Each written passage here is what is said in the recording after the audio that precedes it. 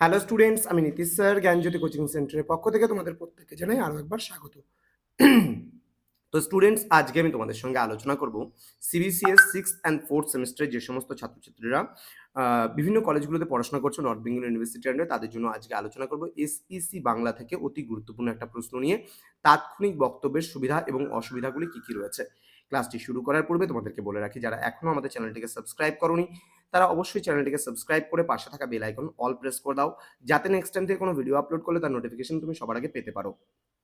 এছাড়া অনলাইনে তোমরা যারা ভাবছো আমাদের কাছে পড়বে, নোটস নেবে, তারা অবশ্যই যোগাযোগ করবে আমাদের অফিসিয়াল নাম্বার 7076398606 নম্বরে অথবা 6295916282 নম্বরে।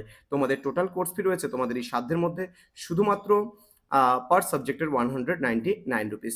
এছাড়া তোমরা যদি কেউ প্রিভিয়াস কোনো সেমিস্টারে ব্যাক পেয়ে থাকো তার জন্য যোগাযোগ করে নিতে পারো প্রথম থেকে, তার কারণ না হলে কিন্তু আমরা পুরনো সমস্ত নোটসপত্র কিন্তু ডিলিট করে দেবো। চলো শুরু করছি আজকের ক্লাসটি।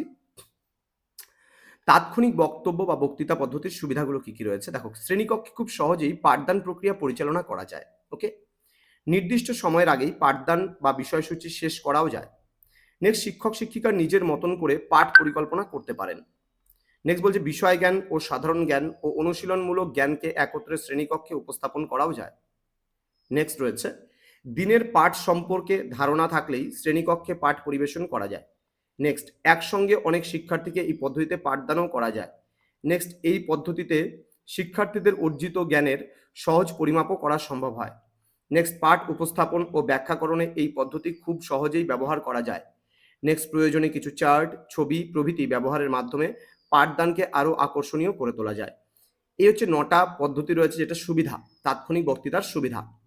নেক্সট রয়েছে তাৎক্ষণিক বক্তব্যের অসুবিধাগুলো কি কি রয়েছে। বলছে এই পদ্ধতি কেবল শিক্ষক শিক্ষিকা কেন্দ্রিক, শিক্ষার্থীদের কোনোরূপ অংশগ্রহণ এখানে থাকে না, অর্থাৎ এটি একটি একমুখী প্রক্রিয়া।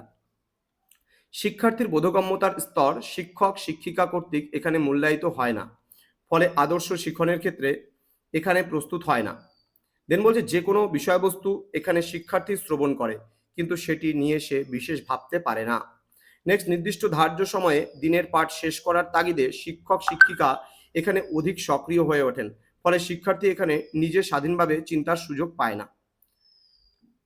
নেক্সট বলেছে এখানে কেবল জ্ঞান চর্চা হয়, শিক্ষণের অন্যান্য বৌদ্ধিক অনুভূতিমূলক ও মানস সঞ্চালনমূলক দিকের ক্ষেত্র প্রস্তুত হয় না। শ্রেণীকক্ষে একঘেয়েমি পরিবেশ তৈরি হয়ে যায়, ফলে শিক্ষার্থীরা অমনোযোগী হয়ে উঠতে পারে। নেক্সট, অনেক ক্ষেত্রে শিক্ষণের উদ্দেশ্য ব্যাহত হয়। এই পদ্ধতিতে বিষয় উপযোগী যথার্থ জ্ঞানবোধ প্রয়োগ, দক্ষতার বিকাশ কিন্তু সম্ভব হয় না। শিক্ষার্থীর মানসিক বিকাশও কিন্তু এখানে ব্যাহত হয়।